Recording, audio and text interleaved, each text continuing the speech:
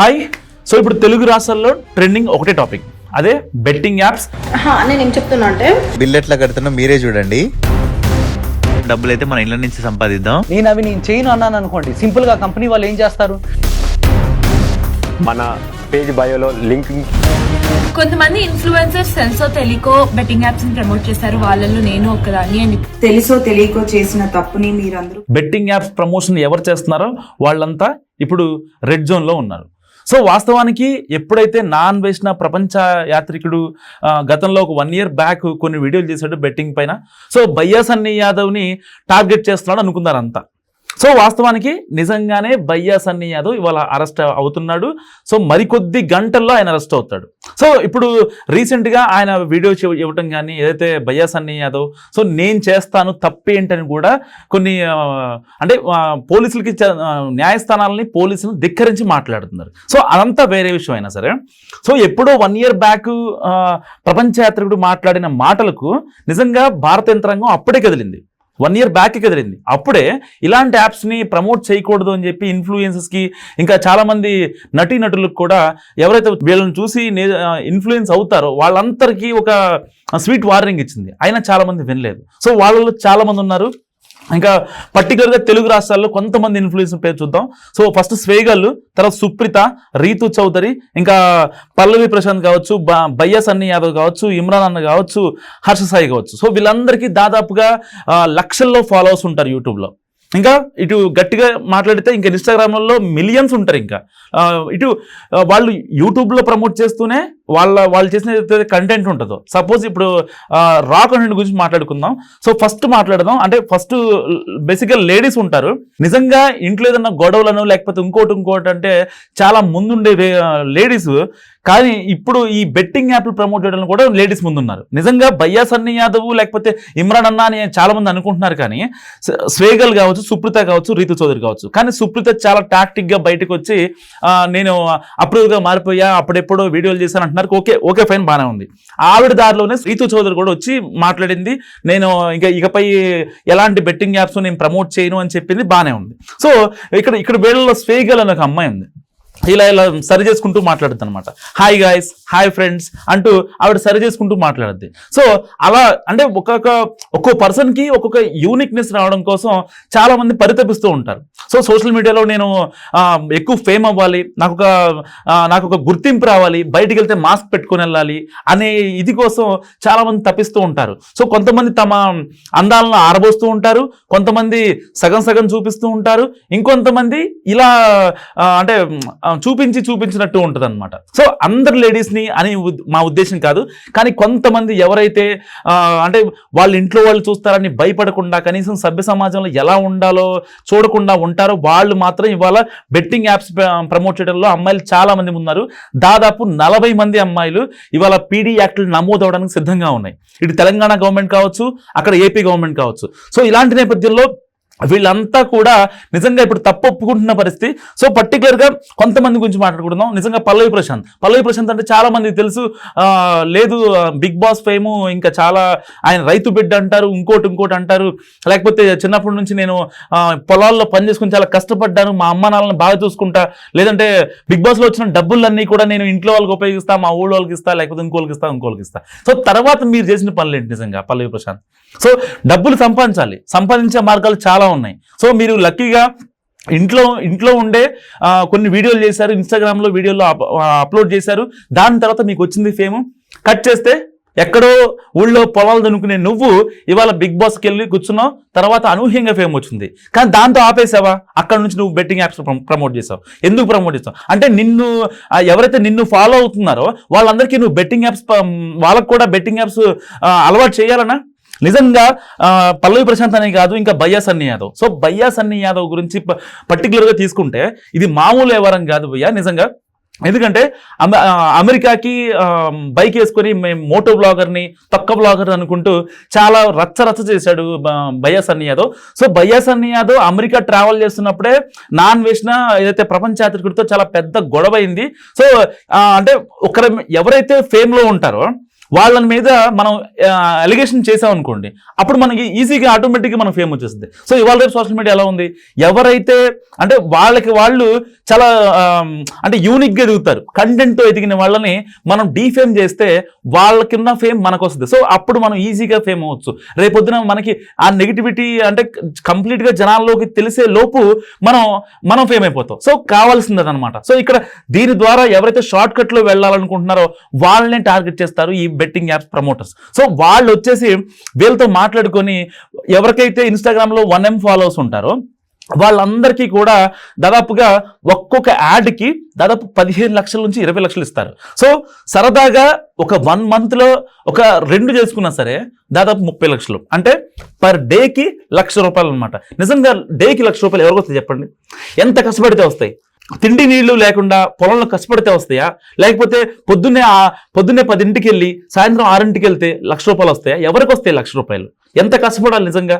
ఎంతో మంది ఎన్నో రకాలుగా కష్టపడుతుంటేనే డబ్బులు రావట్లేదు, కానీ మీకు మాత్రం పర్ డేకి ₹1,00,000 సంపాదిస్తూ ఇంత నానా రాద్ధాంతం చేస్తున్నారు కదా. సో అంటే మిమ్మల్ని ఫాలో అయ్యే వాళ్ళకి మీరు ఏం మెసేజ్ ఇస్తున్నారు? నిజంగా కొంతమంది అంటూ ఉంటారు ఇన్ఫ్లుయెన్సర్స్, లైక్ హర్ష సాయి తీసుకోండి. సో అప్పట్లో ఫ్రీ పెట్రోల్ బంక్ పెట్టాడు, లేకపోతే డబ్బులు వెళ్ళి ఇచ్చేసేవాడు, సర్ప్రైజ్ గిఫ్ట్లు అనేవాడు, కార్లు ఇచ్చాడు, సైకిళ్ళు ఇచ్చాడు, పుస్తకాలు ఇచ్చాడు, ఇంకా ఊళ్ళలో కొన్ని టాయిలెట్లు కట్టించాడు, లేకపోతే ఒక రోడ్డు పక్కన హైవే పక్కన ట్యాగలు అమ్ముకునే అమ్మకి వెళ్ళి ₹10 కట్టలో ఒక 10 ఇచ్చాడు. సో అంటే ఇదంతా ఒక జనాల్లో పాజిటివ్ సింపతి ఒక గెయిన్ చేసే కార్యక్రమం నిజంగా. ఎందుకంటే రేపొద్దున పలానా వాళ్ళు ఎక్కడన్నా ఏదైనా స్కామ్లో ఇరుక్కుంటే వాళ్ళు ఎటువంటి ఇబ్బందులు పడకుండా, సో ఇదంతా అంటే పలానా ఇప్పుడు మొన్నటి దాకా హర్ష సాయి అంటే చాలా మందికి ఏముంది అంటే అరే ఆయన చాలా మంచి పనులు చేస్తున్నాడరా, ఇంకా అసలు మామూలుడు కాదనుకుంటారా, ఆయన దగ్గర చాలా డబ్బులు ఉన్నాయి అనుకుంటాడు. కానీ దాని వెనకాల మతలబు ఇదే. సో నిజం నిలకడ మీద తెలుస్తుంది, అబద్ధం మాత్రం ఈ లోపలనే ఊరు మొత్తం పరిగెడుతుంది అన్నట్టుగా సామెత ఇది. సో ఇదే పర్ఫెక్ట్ ఎగ్జాంపుల్ హర్ష సాయికి సెట్ అవుతుంది. సో ఈ నేపథ్యంలో ఇంకా ఇమ్రాన్ అన్న, సో నిజంగా ఏంటంటే ఇమ్రాన్ అన్న అంటారంట. ఎందుకు అన్న అనాలి అసలు నాకు అర్థం కాదు. అంటే ఇవాళ రేపు సోషల్ మీడియా ఇన్ఫ్లుయెన్స్ ఎలా తయారంటే, అంటే పర్టికులర్గా నేను కొంతమంది గురించి మాట్లాడుతున్నా. సో ఎవరైతే ఈ పీడీ యాక్ట్లు పడ్డాయో, లేదంటే చట్టాన్ని అతిక్రమించి రూల్స్ని ధిక్కరించి ఈ యొక్క బెట్టింగ్ యాప్స్ని ప్రమోట్ చేశారో వాళ్ళ గురించే మాట్లాడుతున్నాను. నిజంగా అసలు వీళ్ళు ఎవరికన్నా వీళ్ళని అన్న ఎందుకు అనాలి? వీళ్ళ సంఘ సంస్కర్తలా, లేదా స్వాతంత్రం తెచ్చారా, లేకపోతే దేనికోసం కష్టపడ్డారా, లేకపోతే దేని గురించి అన్న సమాజానికి ఉపయోగపడే వాటి గురించి మాట్లాడారా? వీళ్ళని అన్న అని ఎందుకు అనాలి? లేకపోతే బయ్యాస్ అన్ని యాదవ్ అంట. ఏంటి అసలు ఈ పేర్లు ఏంటి, మీరేంటి, అలా ఎక్కడి నుంచి వచ్చారు మీరు నిజంగా అసలు సమాజం కోసం ఏం చేశారని చెప్పి మిమ్మల్ని ఫాలో అవ్వాలి? బేసిక్గా ఒకటి ఇక్కడ మిస్టేక్ ఏంటంటే, నిజంగా ఇక్కడ బెట్టింగ్ యాప్స్ ప్రమోట్ చేస్తున్న ఇన్ఫ్లుయెన్సర్లతో ఇంకొకరితో కాదు. నిజంగా ఇక్కడ తప్పు ఎవరిదంటే వాళ్ళని ఫాలో అయ్యే గొర్రెలది. ఎందుకు ఆ మాట గొర్రెలు అని అన్నానంటే, నిజంగా సమాజంలో నిజంగా సోషల్ మీడియా వచ్చినప్పటి నుంచి కూడా నెగిటివిటీకి ఎక్కువ హై ప్రయారిటీ అనమాట. నిజంగా ఒకవేళ వాళ్ళు మంచి పని చేశారు అన్నా కానీ చాలా మంది సంఘ సంస్కృతులు ఉన్నారు తెలుగు రాష్ట్రాల్లో, వాళ్ళని ఎవరో పట్టించుకోరు. నిజంగా ఒక అమ్మాయి ఎక్స్పోజింగ్ చేసింది, ఆవిడ తెల్లరిపాటి ట్రెండ్ అయిపోద్ది. పర్ఫెక్ట్ ఎగ్జాంపుల్ చెప్తున్నా, మొన్న కుంభమేళాకి వెళ్ళొచ్చాం కదా, ఎవరో పూసలు అమ్ముకునే దాన్ని అందరూ వైరల్ చేశారు. కట్ చేస్తే ఇవాళ ఆవిడ కోట్లు వర్షం పడుతున్నాయి. అదే తెలుసా, వైరల్ చేయడం వరకే మీ వంతు, కానీ వైరల్ అయిన తర్వాత వాళ్ళు ఎంత హుందాగా, వాళ్ళు ఎంత రిలాక్స్డ్గా ఉంటున్నారో మీకు అసలు ఎవ్వరికీ తెలియదు. సో ఒక్క విషయం ఏంటంటే, మీరు ఆ రీల్స్ని చూసి పంపించుకోవడం, మీ ఫ్రెండ్స్కి సజెస్ట్ చేయడం, ఇంకా కామెంట్ బాక్స్లో వెళ్ళి మీకు పని లేనట్టుగా వాళ్ళ కామెంట్ పెట్టడం, లేకపోతే వాళ్ళు మీ ఫ్రెండ్స్కి ఎవరన్నా ట్యాగ్ చేయమన్నారని చెప్పి వాళ్ళని ట్యాగ్ చేయడం, అక్కడ అనవసరమైన రాద్ధాంతం కామెంట్లు, ఇదంతా ఒక రప్చర్ క్రియేట్ అయిపోయి వాళ్ళని మీరు హైలైట్ చేస్తున్నారు. మీకు తెలియకుండానే వాళ్ళు ప్రమోట్ అవుతున్నారు. అండ్ ఇన్స్టాగ్రామ్లో సోషల్ మీడియాలో వాళ్ళు ప్రమోట్ అవడం వల్ల వాళ్ళు డైరెక్ట్ ఇండైరెక్ట్గా నెలకు ₹1,00,000 సంపాదించుకుంటున్నారు. గతంలోనే వాళ్ళు ఇన్స్టాగ్రామ్ నుంచి ఎంత సంపాదిస్తున్నారని. సో నిజంగా చాలా మంది ఎవరైతే అంటే ఒక కేటగిరీ ఏకి సంబంధించిన యాక్టర్స్ కానీ ఇన్ఫ్లుయెన్స్ కానీ ఎవరైతే ఉన్నారో, సో నిజంగా వాస్తవానికి కేటగిరీ బి అంటే ఇప్పుడు నేను చదివిన వాళ్ళే. కేటగిరీ బి అంటే ఏ మాత్రం సందేహం లేదు, ఎందుకంటే వీళ్ళంతా బెట్టింగ్ యాప్స్ ప్రమోట్ చేశారు, వీళ్ళపైన పీడీ యాక్ట్ కేసులు కూడా పడబోతున్నాయి కొద్ది రోజుల్లో. సో ఇలాంటి వాళ్ళని కేటగిరీ బి అంటే ఏ మాత్రం తప్పలేదు. కాబట్టి కేటగిరీ ఏలో ఉన్న ఇన్ఫ్లుయెన్సెస్ ఎవరైతే ఉంటారో, కొంతమంది యాక్టర్స్ కావచ్చు, ప్రముఖులు కావచ్చు, రాజకీయ నాయకులు కావచ్చు, లేకపోతే వాళ్ళ పిల్లలు కావచ్చు, వాళ్ళ సంతానం కావచ్చు, కొంచెం బిజినెస్ మ్యాగ్నెట్స్ ఎవరైతే ఉంటారో వాళ్ళకి బ్లూటిక్లు ఉంటాయి. సరే కొనుక్కుంటారో ఇంకోటి పక్కన పెట్టేసండి, కానీ వాళ్ళకున్న ఫాలోవర్స్ పరంగా వాళ్ళు నిజంగా ప్రమోట్ చేసినా సరే ఇన్స్టాగ్రామ్ ఏమి ఇవ్వడు. నిజంగా వాస్తవానికి ఏమి ఇవ్వడు. ఏమి ఇస్తాడు? మహా అయితే ఒక $100 కూడా రావడం కష్టమే.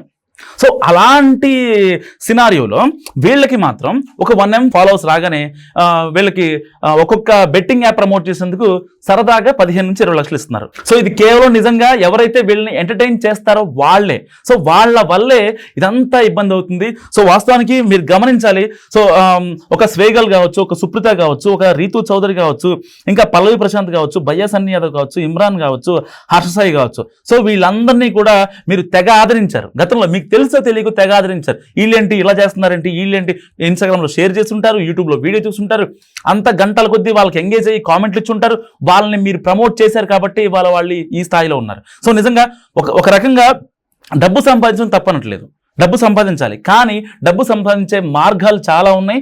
దాన్ని ఇప్పుడు ఒక ఇన్ఫ్లుయెన్సర్గా ఇప్పుడు మేమే ఉన్నాం. సో ఒక ఇన్ఫ్లుయెన్సర్గా, ఒక జర్నలిస్ట్గా సో చాలా చేయొచ్చు. బట్ కానీ మా పరిధి ఎప్పుడు దాటకుండా, మీకు ఇబ్బంది లేకుండా ఆ వార్తా స్రవంతిని మీ దగ్గర చేర్చడమే మా లక్ష్యంగా ఉంటుంది తప్ప ఏ రోజు పిచ్చి యాప్స్ కానీ ఇంకోటి కానీ చాలా మంది కాల్ చేస్తూ ఉంటారు, ఇది ప్రమోట్ చేయొచ్చు కదా అని. సో అలాంటి ఎప్పుడు జరగలేదు.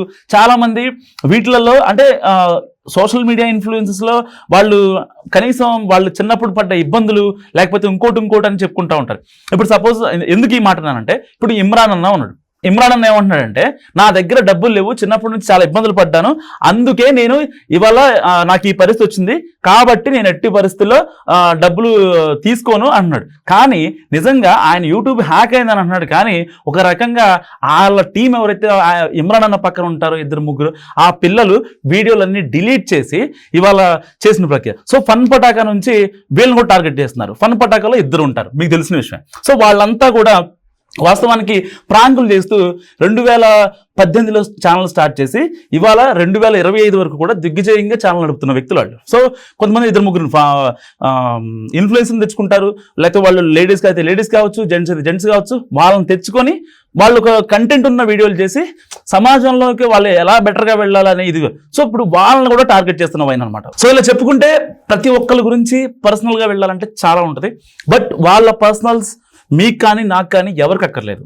కానీ వాళ్ళు చేస్తుంది తప్పనేదే మనం నిర్మోహమాటంగా, నిరభ్యంతరంగా మనం సమాజానికి చెప్పగలం. కానీ మీరు కూడా బెట్టింగ్ యాప్స్కి దూరంగా ఉండండి. నిజంగా ఒక రకంగా సజ్జనర్ గారు ఒక మంచి ఇనిషియేషన్ తీసుకున్నారు. ఆయన ట్వీట్ చేయగానే ఇక్కడ సూర్యాపేట పోలీసులు కూడా సో ఆ బన్నీ యాదవ్ కోసం చాలా గట్టిగా గాలించారు. అండ్ రీసెంట్గా అండ్ తాజాగా ఆయన ఒక వీడియో కూడా రిలీజ్ చేశాడు. నేను చేయకపోతే ఇంకొకరు చేస్తారు, సేమ్ హర్ష సాయిలాగా మాట్లాడిన ఒక రెక్లెస్నెస్ వీడియో మనం చూసాం.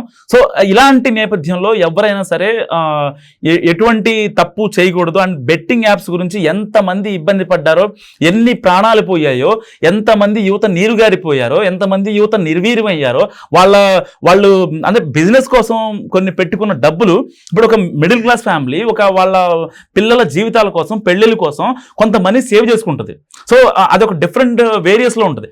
అలాంటి నేపథ్యంలో కొంతమంది ఈ బెట్టింగ్ యాప్స్ అల్గోరిథం అదంతా తెలియక సో వీళ్ళు ఏం పెడతారు, ఫస్ట్ 10,000 పెడతారు. 10,000 పెట్టగానే ₹1,00,000 వస్తాయి అంటారు, ₹1,00,000 వస్తాయి. తర్వాత ₹1,00,000 పెడతారు, ₹1,00,000 పోతాయి. సో నిజంగా ఫైనల్గా ఎడ్డోడ్ అయ్యేది అక్కడ వాళ్ళని చూసి ఇన్స్పైర్ అయ్యి నమ్మేవాడే. నిజంగా ఎవరు కూడా బ్లాక్ మనీని వైట్ మనీ చేయాలంటే చాలా కొన్ని రూల్స్ ఉంటాయి. సో ఆ రూల్స్కి విరుద్ధంగా వీళ్ళు వచ్చి యాప్లో ఇచ్చి వైట్ మనీ ఇవ్వాలనే కాన్సెప్ట్ కూడా ఎక్కడా కూడా లేదు వరల్డ్ వైడ్గా. సో ఒక్క భారతదేశంలోనే ఈ బెట్టింగ్ యాప్స్ గురించి చాలా ఒక యుద్ధం అయితే జరుగుతుంది. సో దాన్ని ఆపాలని సజ్జనర్ గారు చాలా గ్రేట్ ఇనిషియేషన్ తీసుకున్నారని చెప్పాలి. సో ఇది బెట్టింగ్ యాప్స్ పై మన అనాలిసిస్. సో బెట్టింగ్ యాప్స్ గురించి లేకపోతే వాటిని ప్రమోషన్స్ కావచ్చు, లేకపోతే ఆ యాప్స్ని అరికట్టాలంటే మీరు అంటే ప్రతి మనిషికి ఒక ఐడియా ఉంటుంది. సో ఐడియా ఏంటో నాకు షేర్ చేయండి. సో వీడియో నచ్చితే లైక్ చేయండి, షేర్ చేయండి, కామెంట్ చేయండి. చూస్తూనే ఉండండి మహానగర్.